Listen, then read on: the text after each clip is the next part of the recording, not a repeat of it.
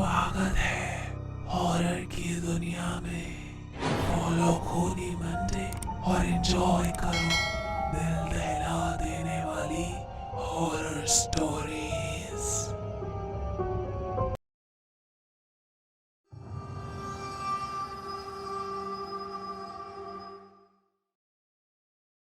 Guys, जैसे आपने हमारे YouTube चैनल को सब्सक्राइब करके 3 मिलियन सब्सक्राइबर्स तक पहुंचाया है, वैसे ही आपको हमारा Spotify podcast the horror show by खूनी मंडे जरूर से फॉलो करना है, जहां आपको हर हफ्ते मिलती हैं हमारी एक्सक्लूसिव हॉरर स्टोरीज। तो देर किस बात की, अभी डिस्क्रिप्शन में दी गई लिंक से Spotify पर जाओ और हमारा पॉडकास्ट फॉलो करो और बेल आइकन दबाओ और एंजॉय करो हमारी लेटेस्ट फ्रीकी फ्राइडे स्टोरी जहरीली हवा। कठपुतली। आप सभी ने अपनी लाइफ में कम से कम एक बार कठपुतलियों का नाच तो जरूर देखा होगा।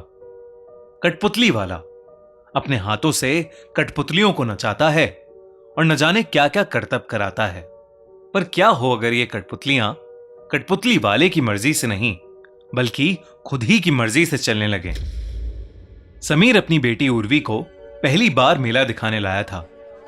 10 साल की उर्वी के लिए वो एक बहुत ही नया एक्सपीरियंस था। पूरे मेले में घूमते घूमते उर्वी एक जगह पर आकर बस रुक गई। उसके सामने कठपुतली वाला कठपुतलियों का खेल दिखा रहा था। पूरा खेल देखने के बाद उर्वी उस कठपुतली वाले से एक कठपुतली लेने की जिद करने लगी। समीर अपनी बेटी उर्वी को कभी किसी चीज के लिए मना नहीं करता था, पर उस कठपुतली वाले ने उर्वी को अपनी कठपुतली देने से साफ इनकार कर दिया। पर जब समीर ने उस मामूली सी कठपुतली के लिए उस कठपुतली वाले को खूब सारे पैसे देने की बात की, तो उस कठपुतली वाले ने अपनी कठपुतली उर्वी के हाथ में थमा दी।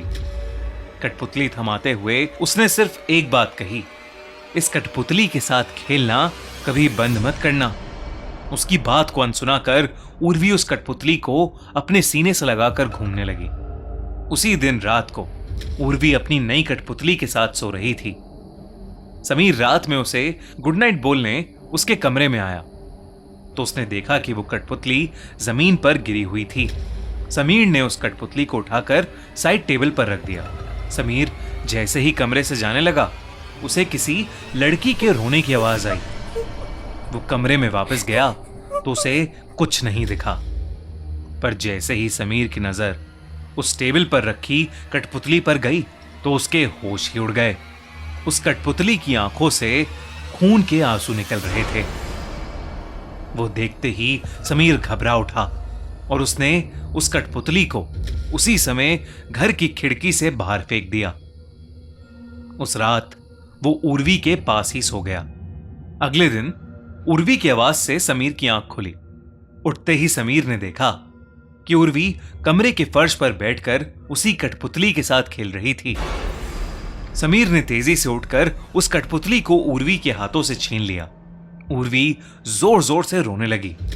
समीर ने उससे पूछा कि आखिर उसे यह कठपुतली कहां से मिली, तो उर्वी ने बताया कि वो रात को उसी कठपुतली के साथ सोई थी और सुबह भी वो कठपुतली उसके बिस्तर पर ही थी। समीर को यकीन नहीं हो रहा था कि आखिर वो कठपुतली वहां कैसे पहुंची। समीर ने इस बार अपनी कार ली और उस कठपुतली को शहर की एक नदी में फेंक आया। लेकिन जब वो घर वापस लौटा तो उसने देखा कि उर्वी अभी भी उस कठपुतली के साथ ही खेल रही है। समीर के होश उड़ चुके थे। उसे कुछ समझ नहीं आ रहा था कि ये सब क्या हो रहा है। उधर उर्वी अब उस कठपुतली को एक पल के लिए भी खुद से दूर नहीं करती थी। वो पूरा दिन सिर्फ उसी से बातें करती रहती और उसके साथ खेलती रहती। समीर के साथ अब रोजाना अजीबोगरीब हादसे होने लगे थे। वो कठपुतली उर्वी के सोने के बाद समीर को घर के अलग अलग कोनों में दिखाई देती थी और समीर चाहे उसे कहीं भी रख दे, सुबह उसे वो उर्वी के बिस्तर में ही वापस मिलती थी। समीर अब पागल होता जा रहा था।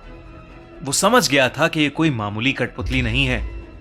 समीर ने उर्वी की दादी को उर्वी की देखभाल के लिए बुलाया और खुद गाड़ी लेकर उसी मेले में चला गया जहां से उसने वो कठपुतली खरीदी थी।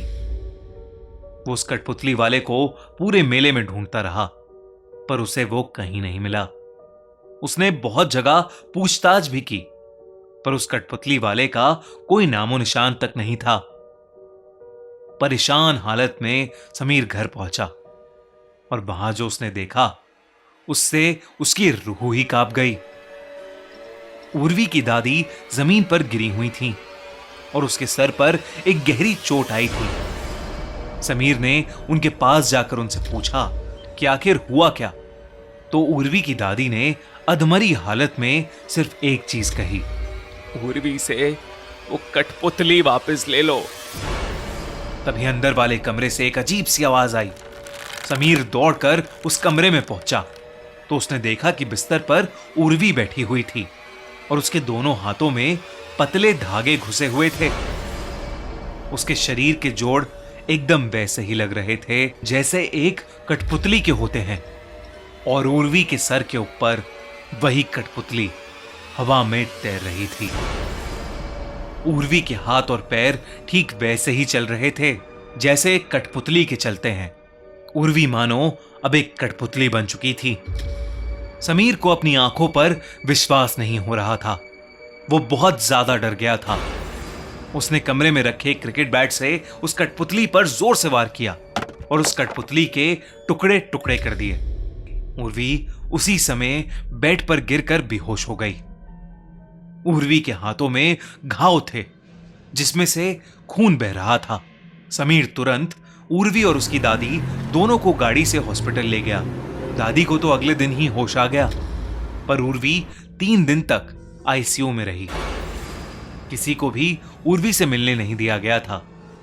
3 दिन के बाद जब उर्वी को होश आया और समीर जैसे ही उससे मिलने उसके हॉस्पिटल रूम में गया तो उसने जो देखा उससे उसका दिल उसके शरीर से बाहर आ गया।